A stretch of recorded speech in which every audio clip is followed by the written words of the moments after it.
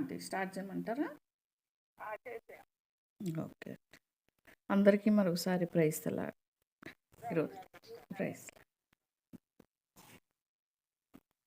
మనకు చిన్న ప్రార్థన యేసు ప్రభువా, మరొక దినాన్ని నీవుగా బహుమానంగా ఇచ్చినారు. స్తోత్రములు తండ్రి. మహిమగల మా రాజును, మా తండ్రిని కలిగిన భాగ్యం ఇచ్చినారు. మా తండ్రి ధవలవర్ణుడు, రత్నవర్ణుడు, 10,000లో అతి శ్రేష్ఠుడు, సర్వశక్తిమంతుడు, సర్వాధికారం కలిగిన దేవుడు, రాజులకే రాజు మా ప్రభు, రానయ్యున్న రారాజు. అందుకే స్తుతిస్తున్నాను దేవా. గొప్ప నామాన్ని కొనియాడుకుంటున్నా, హెచ్చ నామాన్ని పూజించుకుంటున్నా. ఈ దినం మాకు దీవెనకరమైన ఆశీర్వాదకరమైన దినముగా చేయమని ప్రభా, వాక్యోపదేశంలో తోడుగా ఉన్న నోటిని ముట్టమ తాకమని అరికాలకు నండుతున్నాను రక్త ప్రోక్షంగా తెచ్చుకుంటూ దేవని బిడ్డలందరినీ కూడా మీ హస్తాలకు అప్పచెప్పుకుంటూ మీ గాయపడిన హస్తాలతో మమ్మల్ని కప్పమని నేను బిడ్డలు కూడా కాలేజీకి వెళ్ళిన తోడైన మహిమ పొందమని సాతానికి వెళ్ళు కనబడిని అంధకార చీకటి శక్తుల ప్రభావం మాకు విరుద్ధంగా పనిచేసే తంత్రములను ఏసైనాములు హైపరుస్తూ సిలువ విజయాన్ని కోరుకుంటాం. ఏసైనాములు స్తుతి ప్రార్థన మీకు అప్పచెప్పుకొని అడిగినవి నమ్మి పొందుకుని నాము తండ్రి, ఆమేన్.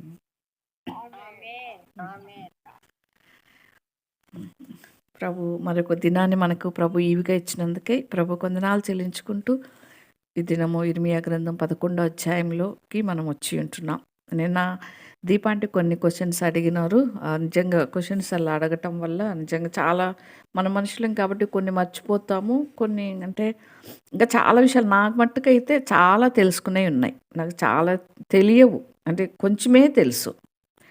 కాబట్టి మనం ఎన్నో విషయాలు తెలుసుకోవాలి అని మనము ఆశ కలిగిన వారు, మన ఆశ ప్రభు తృప్తిపరుస్తాడు. ఆశ గల ప్రాణాన్ని తృప్తిపరిచే దేవుడు.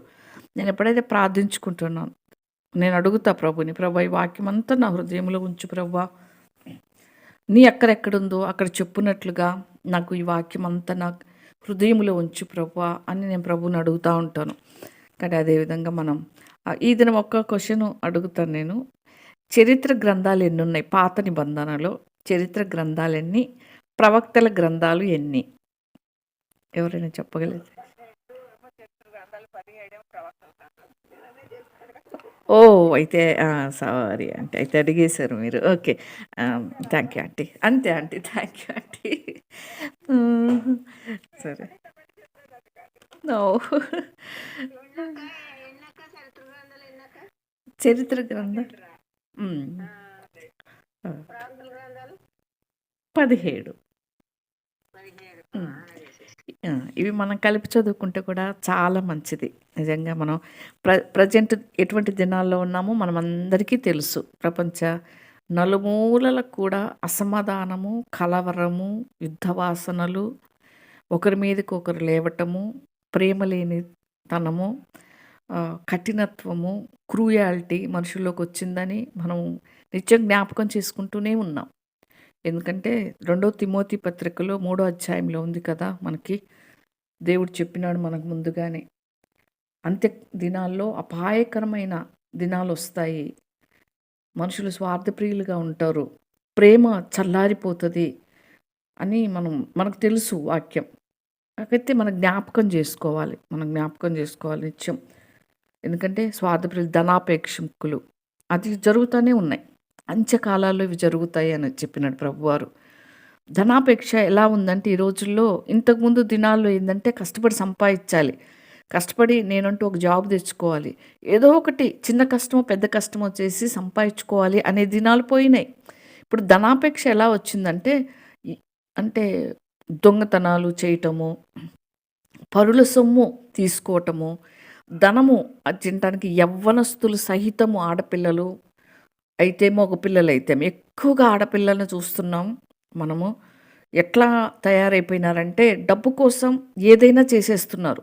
డబ్బు కోసం మగపిల్లల్ని ట్రాప్లో వేసేసి వాళ్ళ దగ్గర అంటే వీడియోస్ తీసుకొని బ్లాక్మెయిల్ చేస్తూ డబ్బు సంపాదించడం, ఇదే ధనాపేక్ష. డబ్బు కావాలి. వాళ్ళని అడిగితే ఏమంటున్నారంటే, మేము హైఫైగా బతకాలి, అట్లా మాకు ఇష్టము, అందుకే ఇట్లా చేస్తున్నాం అంటున్నారు. ఎంత భయంకరమైన దినాలకు వచ్చేసినాం మనం. బింకాలు ఆడుతారు, అహంకారం అంటే గర్వము, దూషకులు అంటే దేవుని దూషిస్తున్నారు. ఈ దినాల్లో మనం చూస్తున్నాం. ఇంతకు మునుపు కంటే ఎక్కువగా జరుగుతున్నాయి ఇవి. తల్లిదండ్రులకు అవిధేయులు. ఇది బాగా పెచ్చిమిరిపోయింది. అసలు తల్లిదండ్రులు ఏం చేస్తున్నారా పిల్లలు ఇలా చేస్తుంటే అనిపిస్తుంటది మనకి చూస్తా ఉంటే. నాకైతే అట్లే అనిపిస్తది. అసలు తల్లిదండ్రులు ఏం చేస్తున్నారు పిల్లలకి? నిన్న ఈరోజు ఒక దైవజనుడు వాక్యం చెప్తున్నాడు. తల్లిదండ్రులే పిల్లలకి స్నేహితులైతే, తల్లిదండ్రులే పిల్లలకి ప్రేమ చూపిస్తా ఉంటే, పిల్లలు బయటికి ఎందుకెళ్తారు? బయట ప్రేమ, నాకు ఒక ప్రేమ కావాలి, నాకెవరో కావాలి, నాకెవరి నుంచో ప్రేమ కావాలి అని ఎందుకు అనుకుంటారు? అది వాస్తవం. తల్లిదండ్రులుగా మనం పిల్లలకి చూపించే ప్రేమ, ఆప్యాయత, వాళ్ళతో గడిపే సమయము, వాళ్ళతో మనం మాట్లాడే మాటలు, వాళ్ళని మనం కనిపెట్టుకొని ఉండటం, అది చూసినప్పుడు వాళ్ళు బయటికి వెళ్ళలేరు. తల్లిదండ్రుల ప్రేమ జ్ఞాపకం వస్తుంది. ఎప్పుడు కాలేజ్ అయిపోతే ఇంటికి వెళ్దామా, ఎప్పుడు స్కూల్ అయిపోతే ఇంటికి వెళ్దామా, అట్లా పిల్లల్ని మనం దగ్గరగా చేర్చుకుంటే పిల్లలు బయట ప్రేమకి వెళ్ళరు. ఈ దినాల్లో ఏం చేస్తున్నట్టే తల్లి ఒక తోవ, తండ్రి ఒక తోవ, ఎవరి త్రోవలో వాళ్ళు ఉన్నారు. అటువంటి దినాల్లో మనం ఉన్నాం.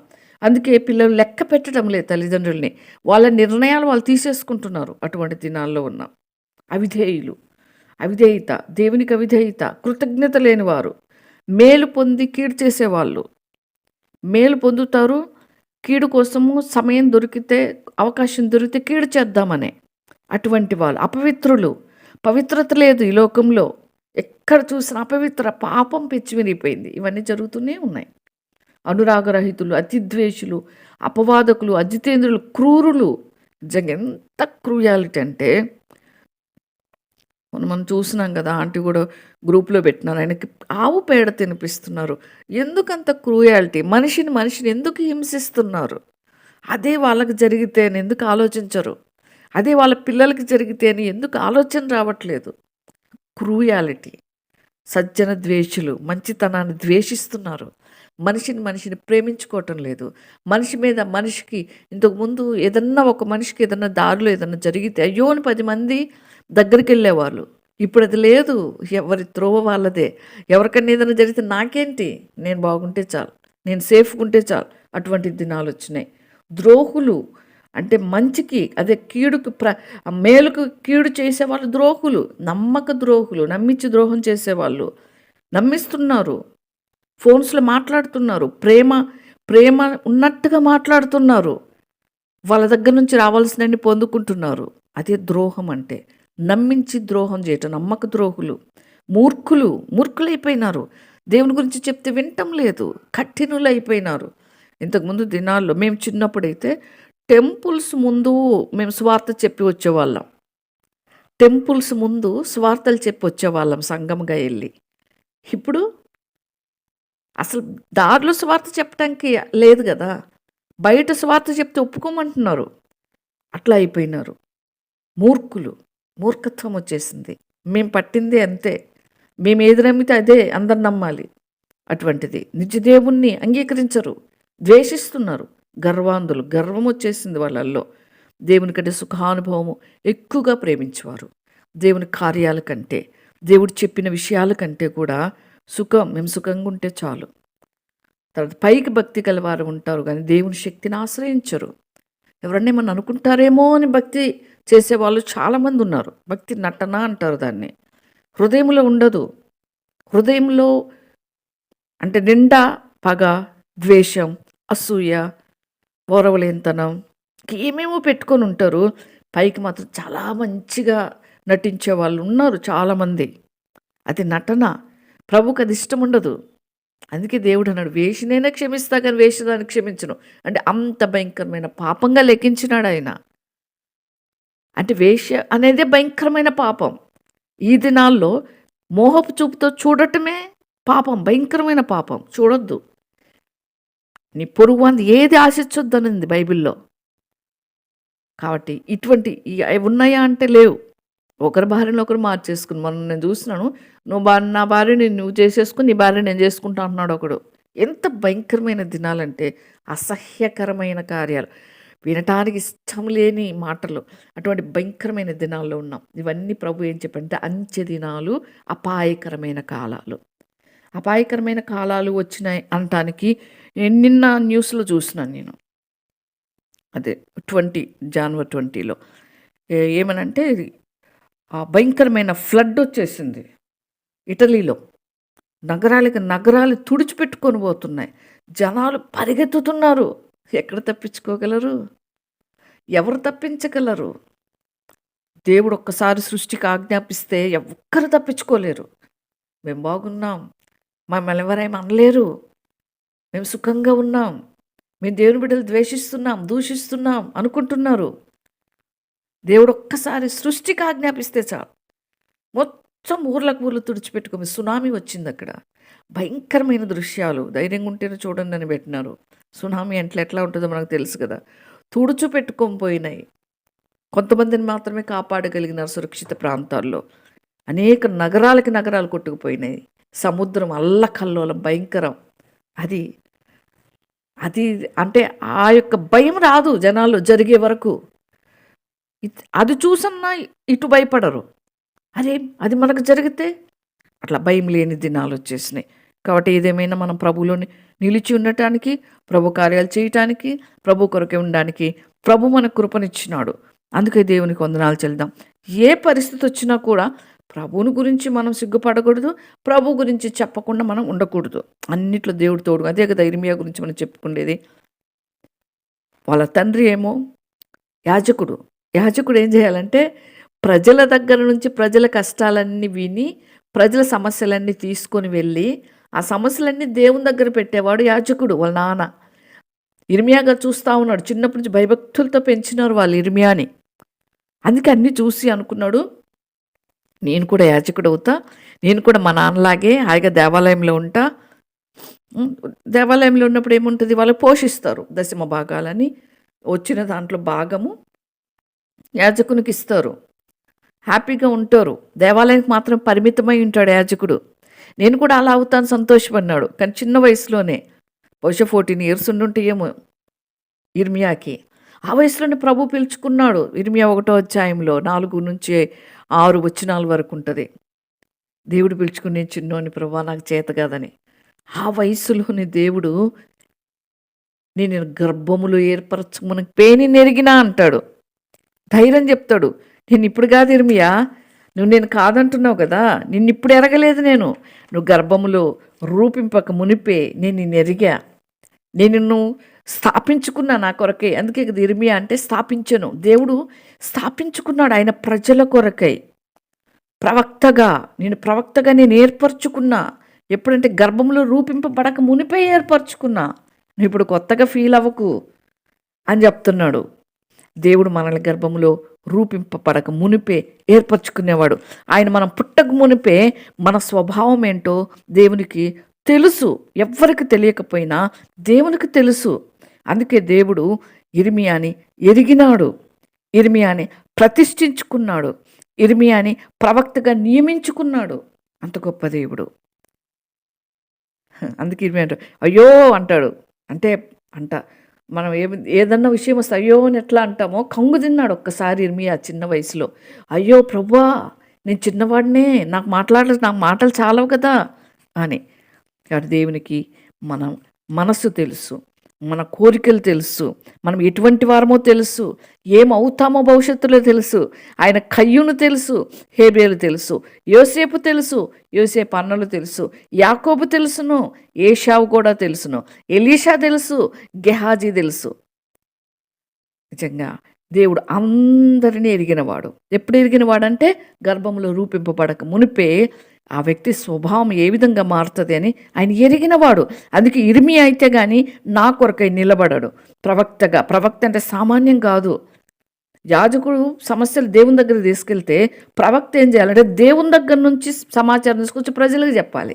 ఏది చెప్పంటే అది చెప్పాలి. రాజు దగ్గరికి పోయి, అయ్యా రేపు నువ్వు చచ్చిపోతామంటే ఖచ్చితంగా చెప్పాల్సిందే. రాజు దగ్గరికి పోయి రేపు నువ్వు చచ్చిపోతావు దేవుడు చెప్పినాడంటే ఏమంటారు రాజు?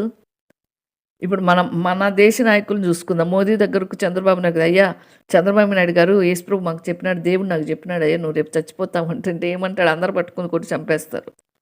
అటువంటి భయంకరంగా పరిస్థితుల్లో దేవుడు ప్రవక్తగా ఇర్మియాని ఏర్పరచుకున్నాడు. ఆయన దేవుని దగ్గర నుంచి సమాచారం అంతా దేవుడు ఏది చెప్పమంటే చెప్పాలి. దేవుడు చెప్పింది జీర్ణించుకోవడం చాలా కష్టం. ఆ దినాల్లో ఇశ్రాయేల్ ప్రజలు భయంకరమైన తిరుగుబాటు, భయంకరమైన పాపము, భయంకరమైన విగ్రహారాధన, భయంకరమైన వ్యభిచారం, భయంకరమైన పాపాలు చేస్తున్న ఆ ప్రజలకు దేవుడు నేను చెప్పింది చెప్పు. అటువంటి ప్రజలకు ఏమని సమాచారం చెప్తాడు దేవుడు? మీ మీద శిక్ష రాబోతుంది జాగ్రత్త, మిమ్మల్ని మీరు సరి చేసుకోండి జాగ్రత్త, మీరు బాగలేరు జాగ్రత్త, మీ ప్రవర్తన బాగలేదు. ఇవి చెప్తే ఎవరు ఒప్పుకుంటారు? నీ ప్రవర్తన బాగలేదు అంటే కొంతమంది కోపిష్లైతే ముఖాన్ని బట్టని కొట్టేస్తారు. ఇర్మియాను అలాగే చేసినారు.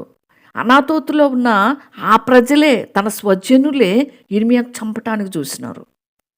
ఒకవైపు ఇర్మియా ఏమో దేవుడు చెప్పింది వీళ్ళకి చెప్తా ఉంటే, ఒకవైపు అబద్ధ ప్రవక్తలు వచ్చేసి వాళ్ళేమో ఏం లేదు, మీరు సమాధానం, మీకేం కాదు, మనకు దేవుడు విజయం ఇస్తాడు, దేవుడు మన పక్షంగా ఉన్నాడని చెప్తున్నప్పుడు ఇర్మియా కన్ఫ్యూజ్ అయిపోతాడు. అలా చూసి ప్రభువా, వాళ్ళు ప్రవక్తలే, వాళ్ళేం బాగున్నారని చెప్తే ప్రజలందరూ వాళ్ళ పక్షంగా వెళ్ళిపోతున్నారు, నువ్వేమో నాకు ఇది చెప్తున్నావు, వాళ్ళకేమో అది చెప్తున్నావు, ఏంది ప్రభువా అని ప్రభుని ప్రశ్నిస్తాడు ఒక టైంలో ఇర్మియా గారు. మనం తర్వాత ముందు అధ్యాయాలు చదివితే తెలుస్తుంది.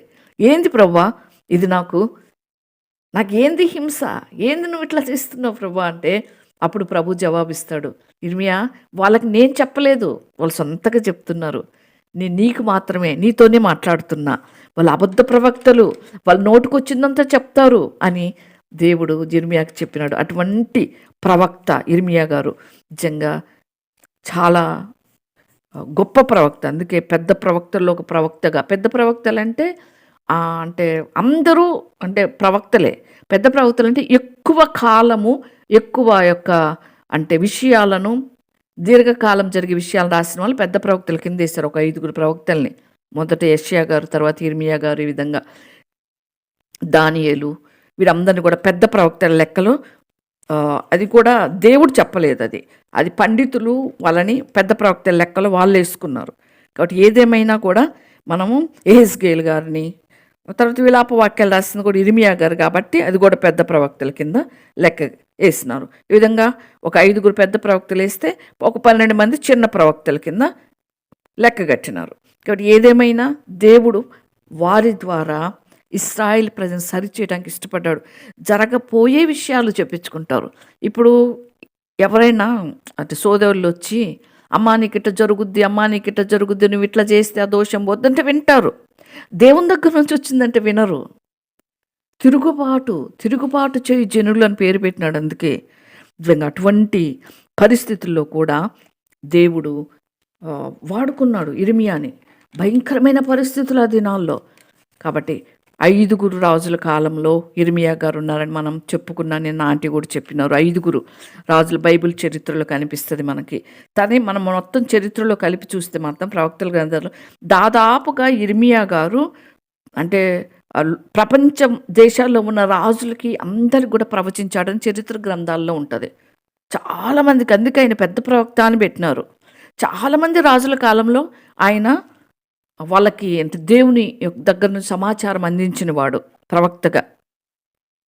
కాబట్టి అటువంటి విధంగా దేవుడు ఆయన కోరుకున్నాడు. ఆఖరి యూదా రాజుల్లో ఆఖరి 5 రాజుల కాలంలో ప్రవక్తగా ఇర్మియా గారు ఉన్నారు. ఎందుకంటే చెరపట్టబడబోయే దినాల్లో అది భయంకరమైన ప్రవచనం. సిద్కియాకు చెప్తాడు ప్రవక్త ఇర్మియా. ఏం చెప్తా అంటే, సిద్కియా గారు మీరు జాగ్రత్తగా మీరు లొంగిపోండి, నెబుకద్నెజరుకి దేవుడు చెప్తున్నాడు కొంతకాలం లొంగండి. ఎందుకంటే ఇశ్రాయేల్ ప్రజలకి బుద్ధి రావటానికి, ఇశ్రాయేల్ ప్రజలు సరిచేయటానికి చెరగా దేవుడు తీసుకొని వెళ్ళిపోతాడు.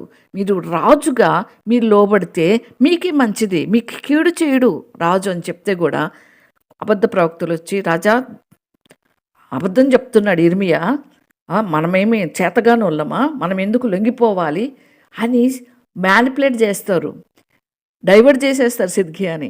అప్పటికీ సిద్కియా ఇర్మియాను ఒక్కడనే తీసుకుపోయి కూడా మాట్లాడతాడు. తర్వాత మనం చూస్తాం, ఇర్మియా నాకు నిజం చెప్పంటే, లేదు రాజా నేను మీకు ముందే చెప్పినాను, మళ్ళీ ఇప్పుడు మీరు చాటుకు వెళ్ళి అడుగుతున్నారంటే, లేదు నువ్వు చెప్పు నేను వింటానంటే ఉన్నది చెప్తాడు. మీరు లొంగిపోండి నెబుకద్నెజరుకి, మీరు సరెండర్ అయిపోండి అని చెప్తే వింటాడు, బయటకు వస్తాడు.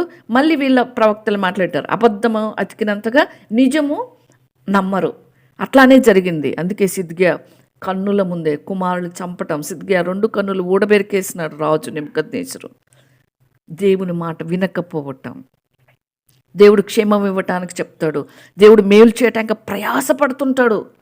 మన నిమిత్తం కూడా మీరు బాగుంటే ఆశీర్వదించబడతారు. నా మాట వింటే నేను మీ మాట వింటా, నా స్వరం మీరు వింటే మీరు చేసే ప్రార్థన నేను ఆలకిస్తా. అది ప్రభు చెప్పేది మనకి.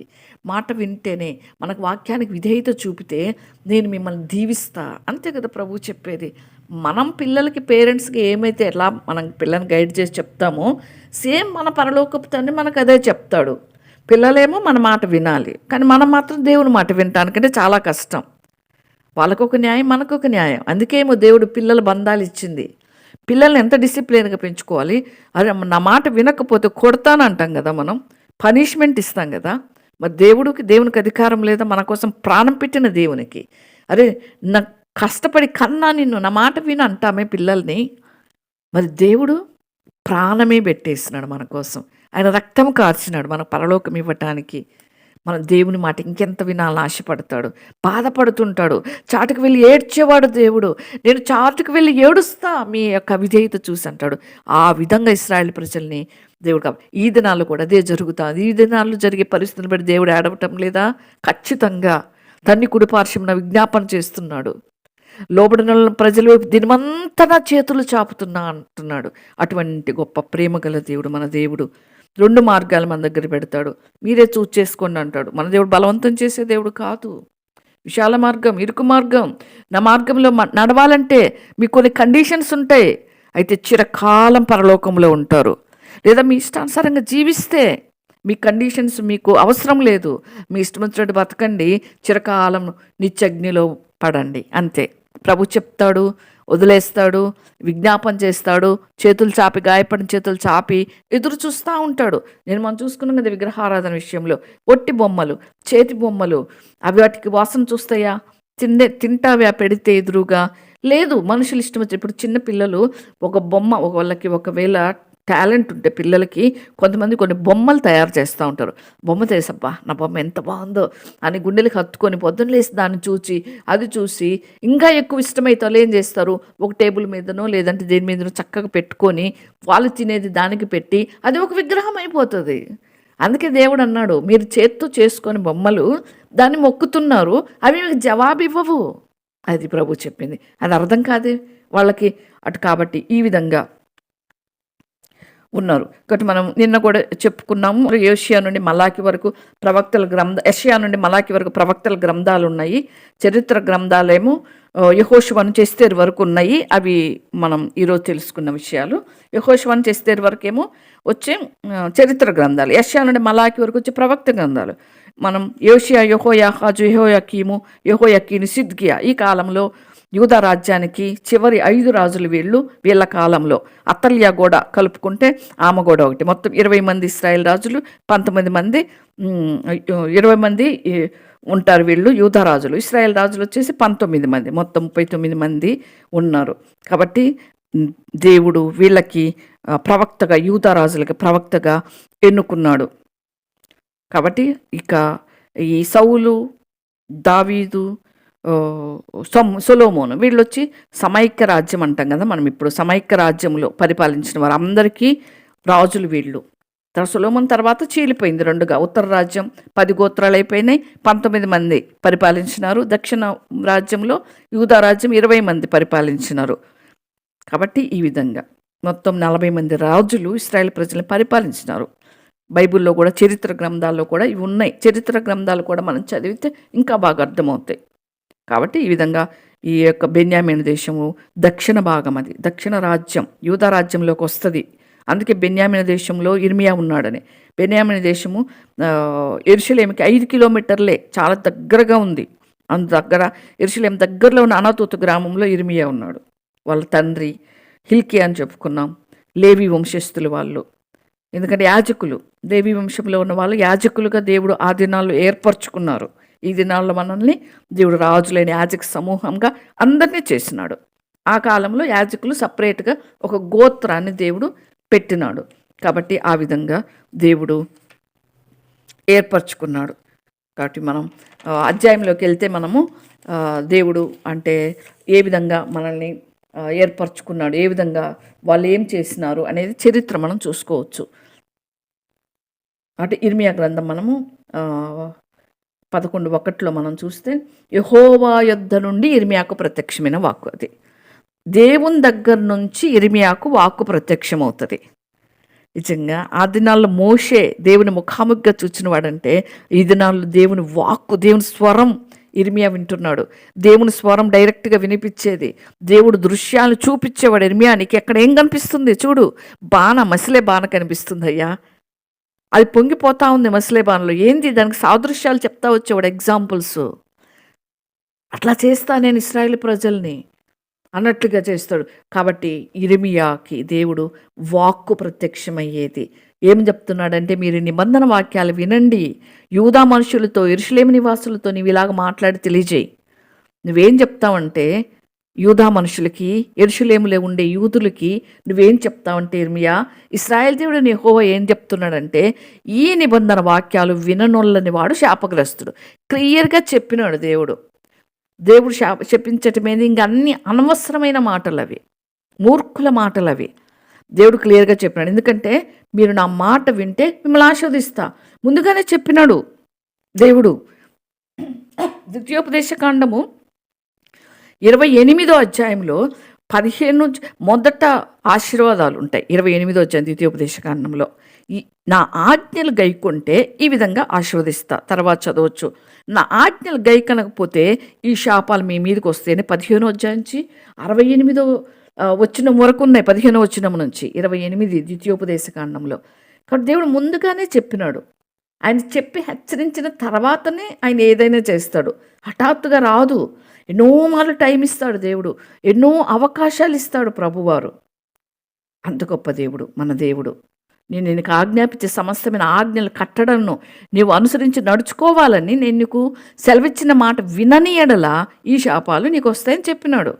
పట్టణంలో ఏమొద్ది, పొలంలోని శపించబడతాం, ఇవన్నీ మనం చెప్పలేం. కానీ ఆ దినాల్లో ఇశ్రాయేలు ప్రజలకి అటువంటి భయంకరమైన శాపాలు దేవుడు హెచ్చరించి చెప్పినాడు. అంత ప్రేమగల దేవుడు. ఇంకా ఐగుప్తు దేశంలో ఇనప కొలిమిలో గుర్తు చేస్తున్నాడు దేవుడు, ఆ దినాల్లో మీరు మీ పితరులు రప్పించిన దినమున నేను ఈ ఆజ్ఞ నేనున్నట్టుగా పాలు తేనెలు ప్రవహించు దేశమును మీ పితరులకు ఇస్తానని వాళ్ళతో నేను చేసిన ప్రమాణాన్ని నేను నెరవేర్చాలనుకుంటున్నా. నేను నెరవేర్చాలంటే మీరు నా వాక్యం వినండి, నేను ఆజ్ఞాపించిన విధులను బట్టి నిబంధన వాక్యాలను అనుసరిస్తే మీరు నా జనులై ఉంటారు, నేను మీకు దేవుణ్ణి ఉంటా. నా మాట వింటే కదా, దేవుని మాట వింటే కదా దేవునికి జనులుగా ఉంటాం మనం. మన పిల్లలు మన మాట వింటే, నా కొడుక ఇంత మంచిది, నా బిడ్డ ఇంత మంచిది అంటాం. మాట వినకపోతే పిల్లలు తప్పకుండా తల్లిదండ్రుల మాట వింటారు. మన తండ్రి పరలోకపు దేవుడు, ఆయన మాట వినాలి. ఆయన జ్ఞానవంతుడు, ఆయన బలవంతుడు, ఆయన శక్తివంతుడు, ఆయన జీవం ఇచ్చినవాడు మనకి. ఆయన మనకు ఊపిరి పోసినవాడు. ఊపిరి పోసిన వానికే ఆ ఊపిరి మీద అధికారం ఉంటుంది. అందుకే దేవుడు చెప్తున్నాడు, చంటి బిడ్డలకు చెప్పినట్టుగా డైరెక్ట్గా చెప్తున్నాడు, నేను ఇప్పుడు ఆజ్ఞాపించే కదా, ఆజ్ఞలు వినండి, అప్పుడు మీ నా జనులై ఉంటారు. నా జనులై ఉంటే నేను మిమ్మల్ని కాపాడుకుంటా, నా క్రిందికి రండి. మిమ్మల్ని మీరు కాపాడుకోలేని క్షణాలు ఉంటాయి మనుషులుగా, మీకు చేత కాదు. ఆ టైంలో నేను మిమ్మల్ని కాపాడుతా, మీకు దేవుణ్ణి ఉంటా. అది ప్రభు చెప్పేది. దేవుని అధికారం కింద ఉంటే మనకు సేఫ్, మనం హ్యాపీగా ఉండొచ్చు. అప్పుడు ఇర్మియా అంటాడు 5వ వచనంలో, అందుకు యెహోవా ఆ ప్రకారమే జరుగును గాక నేనంటిని. అప్పుడు యెహోవా నాతో సెలవిచ్చిందేమో కానీ, యూదాపట్నంలోను యెరూషలేం వీధుల్లో ఈ మాటలన్నీ ప్రకటించు, యూదాపట్నంలో ప్రకటించు, యెరూషలేం వీధుల్లోకి వెళ్ళు. తిరగాలి. ఇర్మియా సామాన్యమైన పని కాదు. ఎండకి, గాలికి, వానకి ఎప్పుడు వెళ్ళమంటే దేవుడు అప్పుడు వెళ్ళిపోవాలి ప్రజల దగ్గరికి. తన తండ్రి దగ్గరికి ప్రజలు వస్తూ ఉంటే ఇర్మియా మాత్రం ప్రజల దగ్గరికి వెళ్ళాలి. తండ్రికి మించిన బాధ్యత అప్పగించినాడు దేవుడు.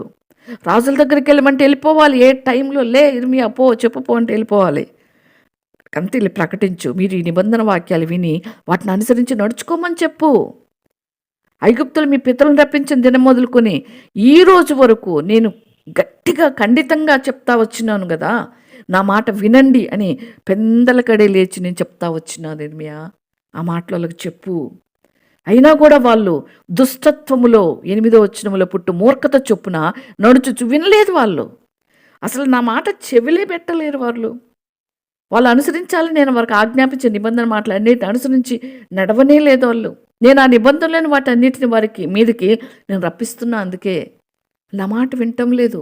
నేను ఐగుప్తు నుంచి విడిపించిన, చెర నుంచి విడిపించిన, వారి మూలుగులు విన్నా, వారి ప్రార్థనలు విన్నా, నేను నడిపించిన, వారి కొరకు ఒక నాయకుణ్ణి నేను సిద్ధపరిచిన, ఆయన రాజరికంలో నుంచి బయటకు రప్పించి, ఆయన అరణ్యంలో ఆయనకి శిక్షణనిచ్చిన మోషేకి వారిని విడిపించటానికి అన్ని ప్రణాళికలు నేను సిద్ధపరిచిన, అయినా నా మాట వినటం లేదు.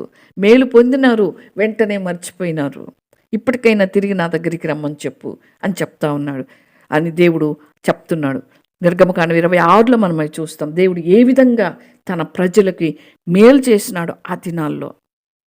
కాబట్టి మనం ఆ విధంగా ప్రభువు చెప్పిన మాటలు ఇర్మియా గారికి బాధతో చెప్తున్నాడు. ఇంక ఇర్మియా 3:12లో కూడా నువ్వెళ్ళు ఉత్తర దిక్కున ఈ మాటలు ప్రకటించు, ద్రోహివగ ఇశ్రాయేలు తిరిగి రమ్ము అని చెప్పు. ద్రోహి అంటే ఎవరు నొప్పుకుంటారా? కఠినమైన మాటలు పలికించాడు దేవుడు ఇర్మియా చేత ప్రజలకి. ఇదే యెహోవాకు మీ మీద నా కోపం పడనీయను, నేను కృపగలవాడను కనుక నేను ఎల్లప్పుడూ కోపించవని కాను ఇదే యెహోవాకు అని చెప్తున్నాడు. ఈ మాట చెప్పు. నేను ఎప్పుడు కోపడే దేవుని కాదు, నేను కృపగల దేవుణ్ణి, నా మాట వినమని చెప్పు, తిరిగి నా దగ్గరికి రమ్మని చెప్పు ఇర్మియా అని చెప్తున్నాడు. దేవుడు నిజంగా అంత కృప, అంత ప్రేమ గల దేవుడు మన దేవుడు. కాబట్టి అటువంటి మాటలు ఇర్మియా ద్వారా హెచ్చరిస్తున్నాడు. ముందుగానే హెచ్చరించి చెప్పే దేవుడు. అందుకే ద్వితీయోపదేశకాండం 5:29లో కూడా చెప్తాడు, వారికి వారి సంతానానికి నిత్యము క్షేమం కలగాలని నేను ఇష్టపడుతున్నాయ్యా.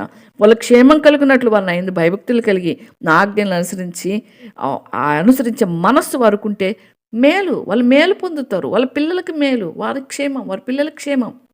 అది దేవుడు మనం క్షేమంగా ఉండాలని కోరుకునే దేవుడు, మనం మేలుకే జ్ఞాపకం చేసుకునే దేవుడు, మనం డిసిప్లైన్ నేర్పే దేవుడు.